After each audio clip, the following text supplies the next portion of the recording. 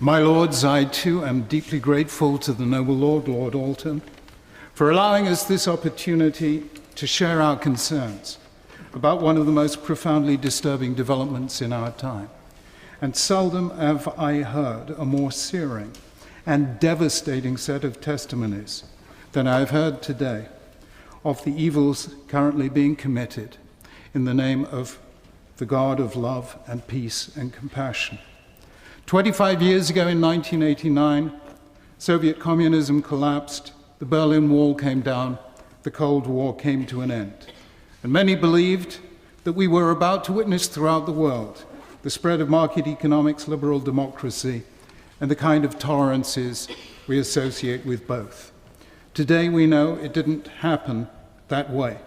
We've seen instead a new tribalism, leading to massacres in Rwanda, Bosnia, and Darfur, the division and balkanization of societies along religious lines, and the return of the one thing that could take humanity back to the dark ages, namely the use of religion as the robe of sanctity to disguise and legitimate the naked pursuit of power.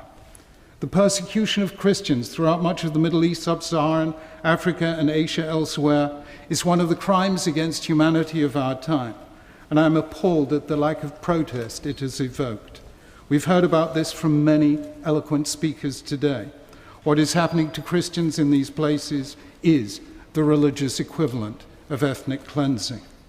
And we must not forget either, as others have said, that the vast majority of victims of Islamist violence and terror are Muslims, and our heart goes out to them too, as they do to members of all other persecuted groups like the Baha'i in Iran and so many others. I wish I didn't have to speak about the position of Jewish communities throughout the world, but sadly I do. In the past few weeks, mobs have assaulted Jews in France, attacking synagogues and setting fire to Jewishly owned shops. There were attacks in Berlin.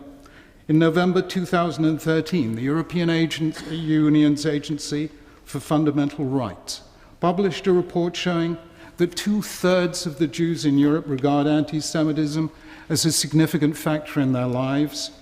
3/4 of them believe it has worsened significantly in the past 5 years.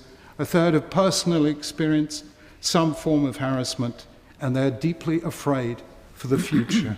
My lords, forgive me if I say that I did not expect 120 years after the Dreyfus case and 70 years after the Holocaust that the cry of death to the Jews would be heard again in the streets of France and Germany. In all this, we recognize the power of the internet and social media to turn any local conflict into a global one. We see how the willful confusion of religion and politics allows soluble political problems to be turned into insoluble religious ones. We witness the ignorance that allows people to mistake one strand within a faith for the whole of that faith. And we pay a high price for our fascination with extremists.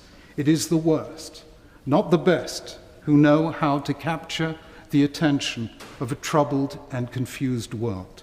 My lords, that people in the 21st century are being murdered, terrorized, victimized, intimidated, and robbed of their liberties because of the way they worship God is a moral outrage, a political scandal, and a desecration of faith itself.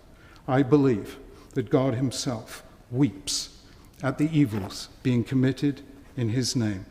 Let us urge, as strongly as we can, the worldwide implementation of Article 18 as one of the great challenges of our time, so that we can all exercise our fundamental right to live our faith without fear.